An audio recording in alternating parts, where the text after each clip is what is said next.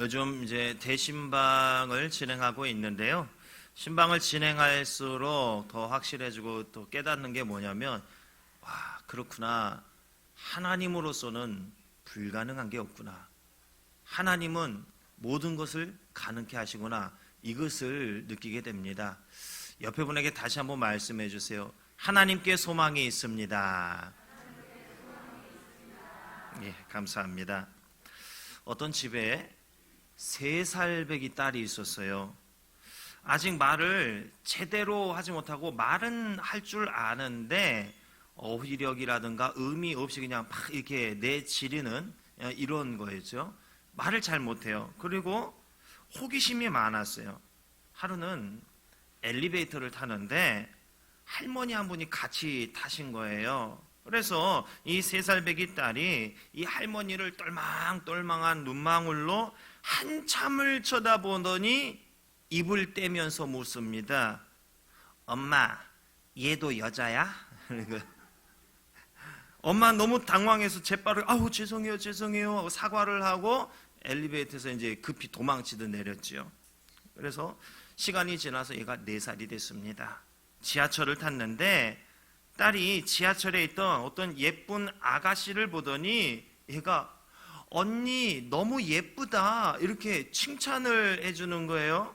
그래서 이 예쁜 아가씨는 아이가 귀엽다며 머리를 이렇게 쓰담쓰담 해줬어요. 그때 그 아가씨 친구로 보이는 다른 아가씨가 이 아이에게 다가오더니 어머 진짜 귀엽다. 너 몇 살이니? 이렇게 물어보니까 이 아이가 4살. 왜? 너도 이쁘다고 해줄까? 이렇게 물어보는 거예요. 엄마는 또 죄송하다고 하고 급히 지하철을 도망치듯 내렸다고 해요. 자, 이런 딸 밖에 데리고 다니기가 참 무서울 것 같아요. 입만 열면 이게 사고가 뻥뻥 터지니까 참 무섭겠죠.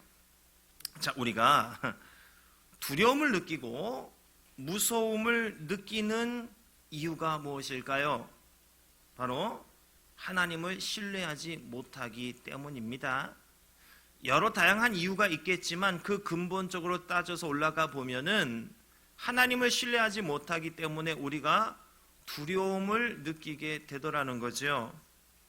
궁핍으로 인한 두려움, 질병으로 인한 두려움, 사고, 사건에 대한 두려움 이런 것을 느끼는데 우리는 이런 환경을 통해서 두려움을 느껴요.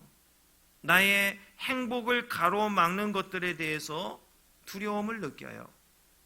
그래서 우리는 평안을 누리지 못합니다. 이 두려움을 현대 용어로 표현을 하자면은 스트레스 이 정도 표현할 수도 있을 것 같아요. 하나님을 신뢰하지 못하기 때문에 우리는 받지 않아도 될 스트레스를 받게 되더라는 것입니다. 두려움도 건전한 두려움이 있습니다. 바로 하나님을 두려워할 줄 아는 것. 이것은 우리가 반드시 느껴야만 하는 두려움이에요. 그런데 하나님 이외의 다른 어떤 것, 다른 존재에게 두려움을 느끼는 것은 이거는 건전하지 못한 영혼을 갉아먹는 두려움이 됩니다. 우리는 하나님을 어디까지 신뢰해야 하는가? 우리는 어떤 상황까지 하나님을 신뢰해야 하는 것인가? 어떨 때 상대방을 신뢰하게 되죠? 상대방이 나에게 확신을 줄 때 상대방을 신뢰합니다. 내 능력은 1밖에 안 되는데 하나님께서 나머지를 채워주실 것이라는 확신이 드는 때 우리는 하나님을 신뢰하게 되지요. 나로서는 불가능하지만 하나님께서 가능하게 해 주실 것이라는 확신이 들 때 우리는 하나님을 신뢰하게 되겠지요. 확신이 신뢰로, 확신이 믿음으로 이어지게 되는 거죠. 그런데 잘못된 확신이 신뢰와 믿음으로 이어지는 경우도 있습니다. 내 자식이 서울대 갈 능력이 안 돼요. 이건 불가능한 일이에요. 이럴 때 우리는 하나님에 대해 어떤 확신을 해야 하는 것인가? 서울대 들어갈 줄로 믿습니다 이러면서 이런 확신일까요? 아니죠. 이런 확신은 자기 소망에 근거한 확신이죠. 이러한 마음을 정의 내리자면 고집을 꺾지 않고 관철시키려는 이기심이라고 할 수 있겠습니다.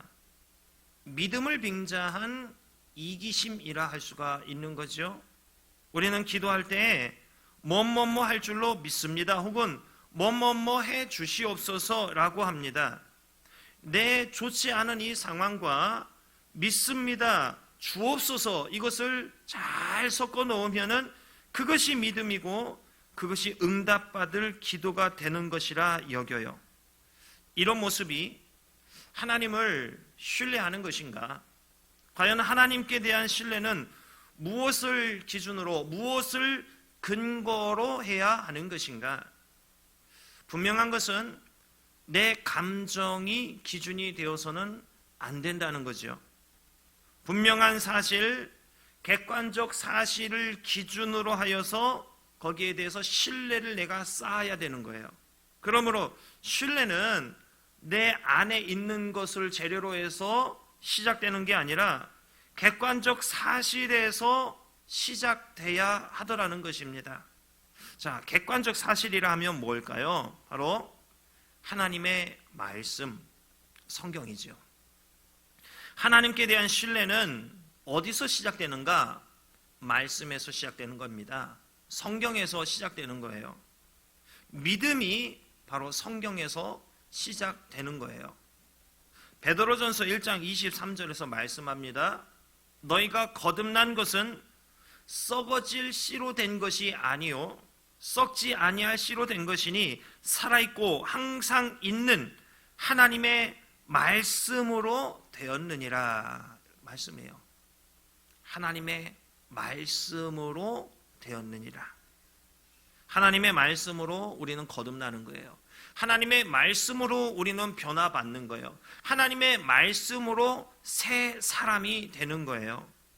하나님의 말씀으로 시작되어 변하여 새 사람이 되는 것입니다. 가장 위험한 성도가 있어요. 어떤 성도냐면 자기 생각과 감정을 근거로 한 확신을 믿음이라고 확신하는 성도입니다.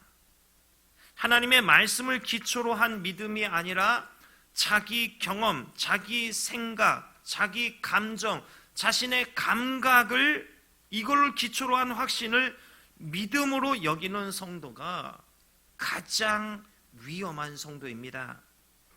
하나님께 대한 믿음과 확신이 없는 성도의 공통된 특징이 뭐냐면 성경을 읽지 않더라는 겁니다.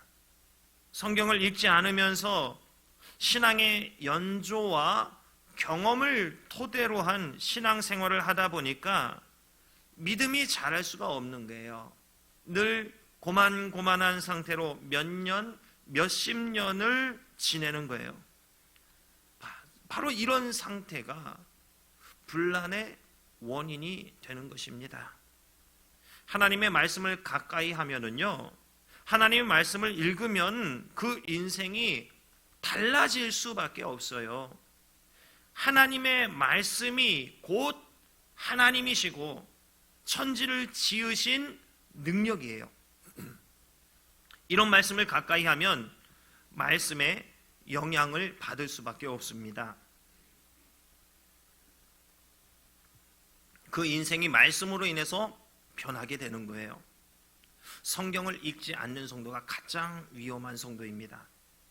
성경을 읽지 않는데 자기 생각이 옳다고 확신하고 그걸 주장해봐요.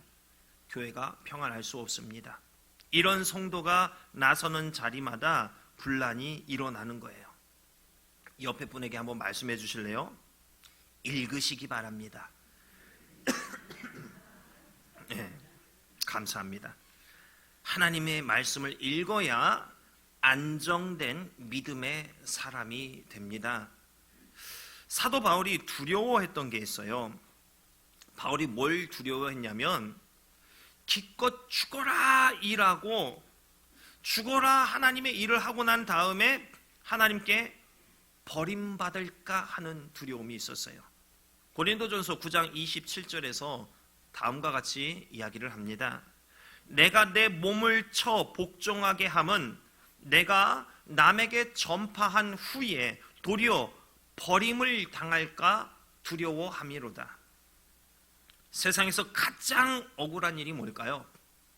기껏 충성을 했는데 그 사람에게 팽당하는 일, 그렇죠? 단물 쓴물 다 빨아버리고 그냥 버려지는 것, 이게 가장 억울한 일 중에 하나가 아닐까 싶습니다. 한 가정에서 있었던 일이에요. 아버지 생신 때 이 맛있는 음식을 먹으면서 부자지간에 이야기를 합니다. 그러다가 아버지가 감정이 이제 심취되어서 하는 얘기가 뭐냐면, 아빠는 오늘 기분이 너무 좋다. 너희 형제도 딱 아빠 인생처럼 살아. 이렇게 말씀을 하는 거예요. 그러자 첫째가 대꾸를 합니다.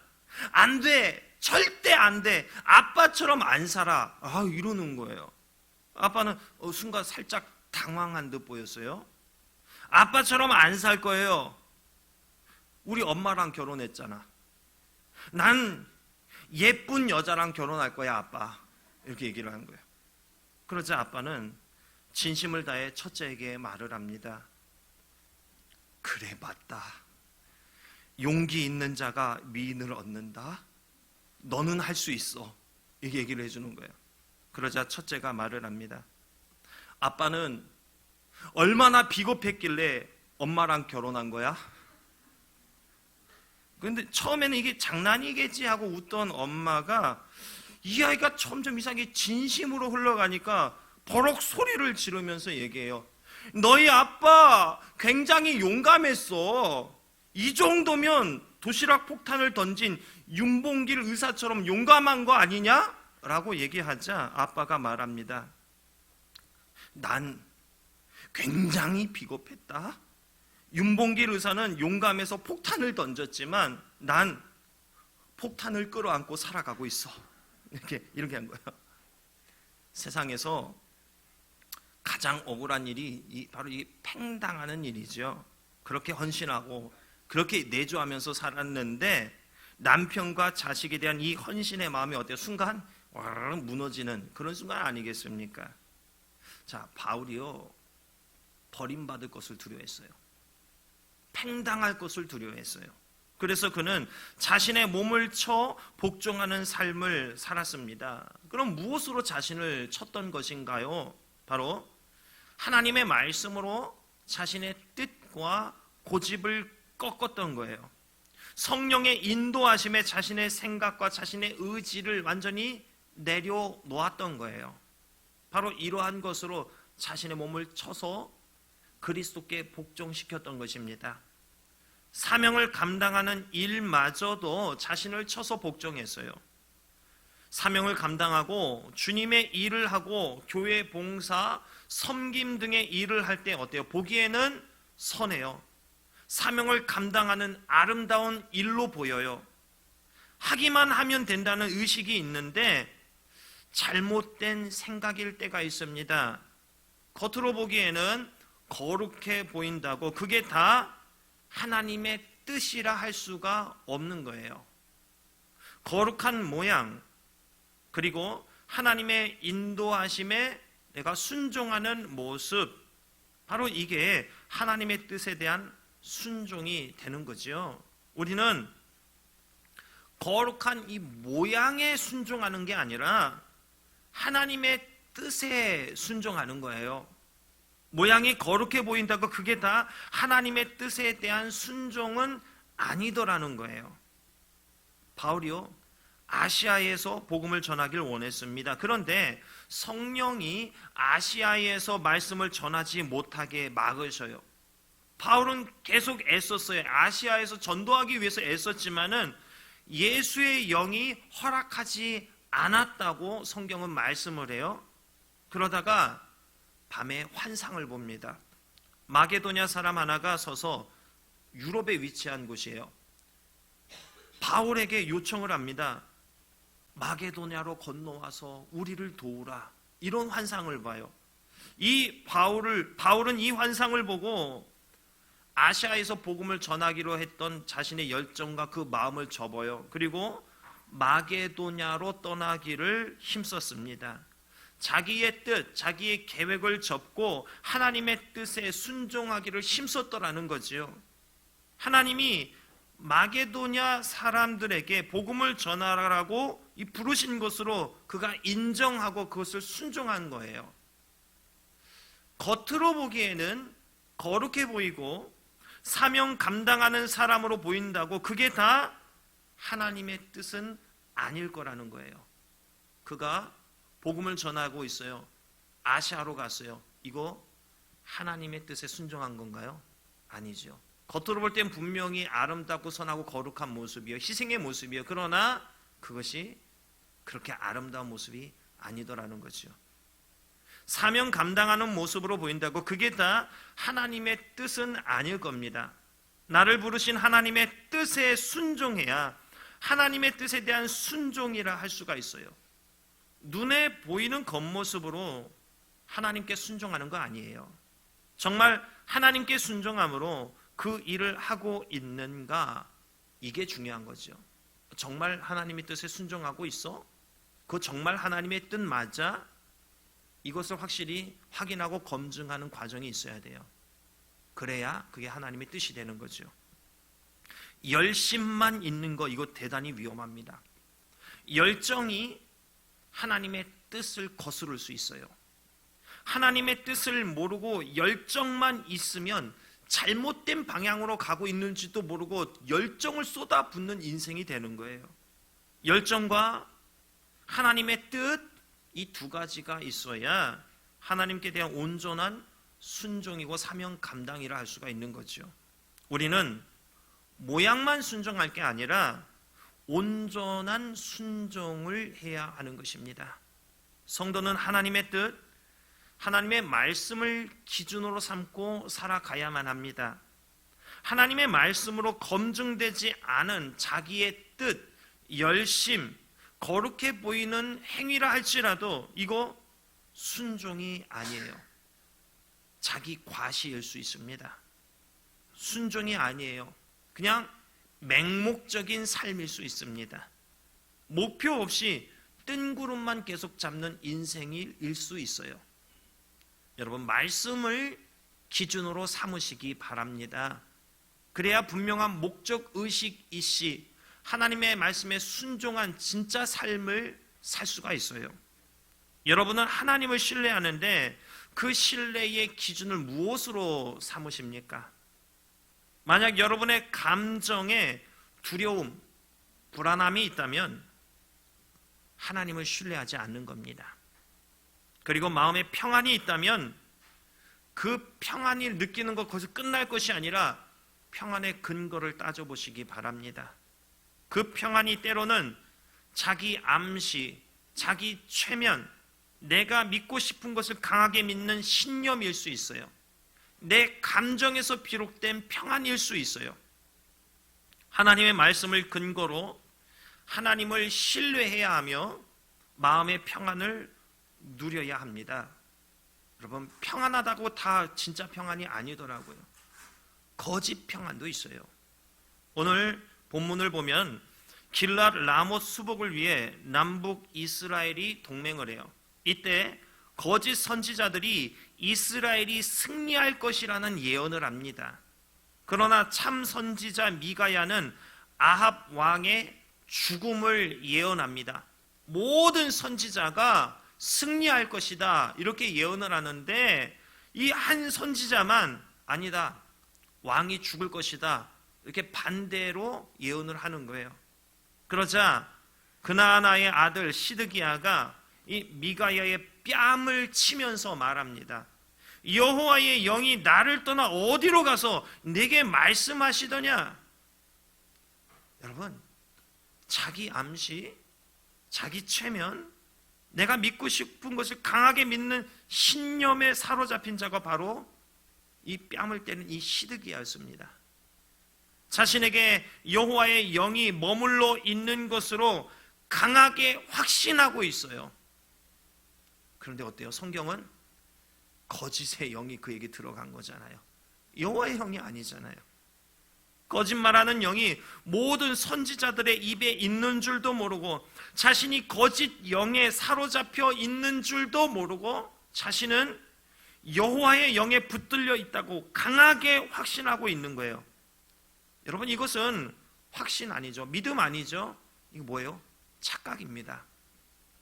오늘날 이런 성도가 있어요. 자기가 거룩한 줄 착각하고 있어요. 이게 확신이 되고 이게 믿음처럼 돼서 담대함이 아니라 뭐예요? 뻔뻔함이 됩니다. 이 사실을 깨닫지 못하는 거예요. 하나님의 말씀을 근거로 하나님을 신뢰해야 하며 마음의 평안을 누려야 합니다. 거짓 평안이 있어요. 마음의 평안이 있다면 그 평안의 근거, 그 이유를 따져보시기 바랍니다. 하나님을 신뢰하고 믿음으로써 평안을 누리는 것인데 그 평안이 때로는 자기 암시, 자기 최면, 내가 믿고 싶은 것을 강하게 믿는 신념일 수가 있어요. 그러므로 우리는 하나님의 말씀을 늘 기준 삼아야만 합니다. 위험한 성도의 모습 되지 않기 위해서 하나님의 말씀을 펴시기 바랍니다. 늘 말씀을 가까이 하고 읽어 나가시기 바랍니다. 말씀을 통해 하나님을 신뢰하는 거예요. 말씀을 읽을 때 내가 말씀을 읽었지만은 그 말씀이 내 인생을 붙들고 또 주도해 나가기 시작하는 역사가 일어나는 거예요. 내가 말씀을 펴고 내가 좀 시도하고 내가 열심히 이렇게 했는데 말씀에 이끌림 받아서 자연스럽게 내가 말씀이 인도하는 삶을 이루어 나가게 되더라는 거지요. 말씀을 통해 하나님을 신뢰하시고 하나님을 신뢰함으로 모든 두려움을 떨쳐내시고 순종의 삶을 이루어서 참 평안을 누리시기를 주님의 이름으로 축원합니다.